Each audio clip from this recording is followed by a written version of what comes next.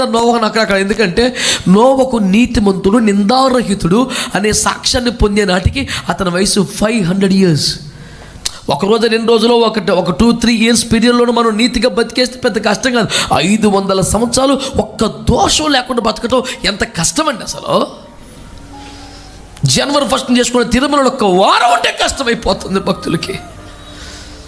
Bible చదివే సమయం కానీ, ప్రార్థన చేసే సమయం కానీ, పరిశుద్ధతను గురించినటువంటి మంట కానీ ఒక వారం 10 రోజులు వెళ్ళకి డైల్యూట్ అయిపోతుంది. అది 500 long years. దోషం అతని మీద ఎంచడానికి ఛాన్స్ లేకుండా బతికాడంట. ఏం బ్రతుకు సార్ అది. 500 సంవత్సరాలు ఇట్లా చూపించడానికి ఛాన్స్ లేదంటే ఆయన దగ్గర. నూతన భూమికి, నూతన ఆకాయ, నూతన సృష్టికి నువ్వు నీలాంటోడు మూల పురుషుడిగా ఉండాలరా బాబు అని దేవుడు ఫిక్స్ అయిపోయాడు. పాపిష్టి తరాన్ని మట్టు పెట్టాడు, తుడిచేశాడు.